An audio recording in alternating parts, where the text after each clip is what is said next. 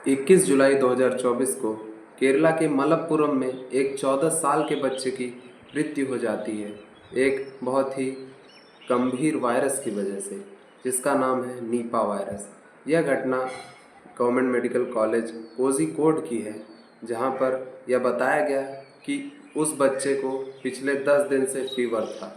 NIV यानी national institute of virology ने confirm किया कि उसे नीपा वायरस था और हेल्थ मिनिस्टर वीना जॉर्ज ने कहा कि 11:30 बजे से पहले उसे मोनोक्लोनल एंटीबायोटिक देकर बचाने की पूरी कोशिश की गई, परंतु यह संभव नहीं हो पाया। अब मेडिकल बोर्ड उस मोनोक्लोनल एंटीबायोटिक पर रिसर्च करेगा कि कहीं वो एंटीबायोटिक में कोई कमी तो नहीं, या फिर यह मौत उसकी किस कारण से हुई। उस बच्चे के साथ 4 लोग और थे जिनमें सिम्टम्स पाए गए नीपा वायरस के, जिनमें से एक बहुत ही सीवियर कंडीशन में है और लगभग 7 लोगों के सैंपल टेस्ट किए गए।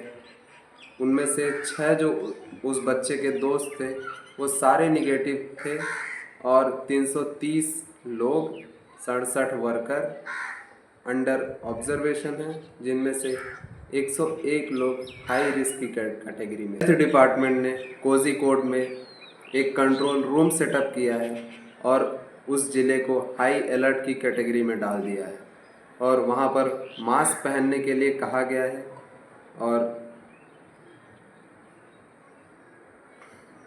पलक्कड़ के कुछ चुनिंदा स्थानों पर लॉकडाउन भी घोषित कर दिया गया है। इससे पता चलता है कि यह वायरस कितना खतरनाक है और कितना जानलेवा है। हेल्थ डिपार्टमेंट ने वहाँ के लोगों को जागरूक किया है कि वह खुद से जाकर रिपोर्ट करें अगर उनमें कोई भी सिम्टम पाया गया है तो।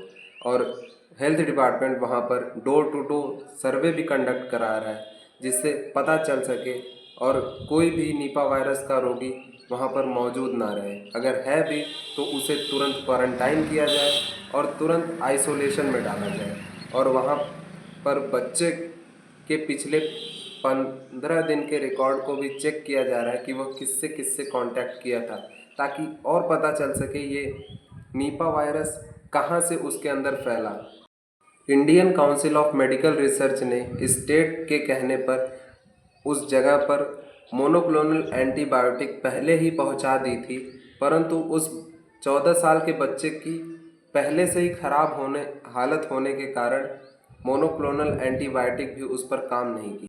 नीपा वायरस का इन्फेक्शन आमतौर पर जानवरों से आता है, जैसे कि चमगादड़, सूअर, कुत्ते और घोड़े।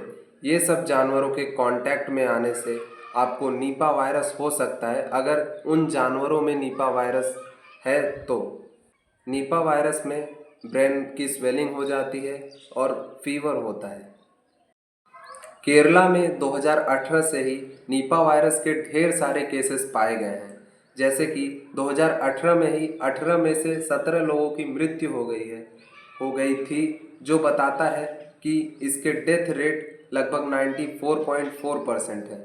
और 2021 में एक केस आया था, 2022 में 2 केस आया था और इस बच्चे को लेकर के टोटल 21 केस आज तक देखे गए हैं नीपा वायरस।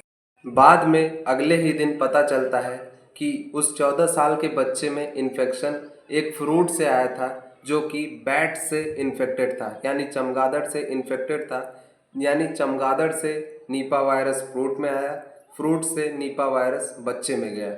और ऐसे ढेर सारे केसेस देखे गए हैं, जो टोटल 21 हैं। उनमें से कई सारे केसेस हैं जो फ्रूट से ही संबंधित हैं।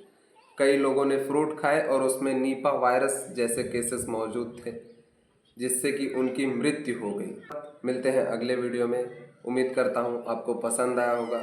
पसंद आया हो अगर, तो आप जो चाहें वो कर सकते हैं, लाइक जैसा कि।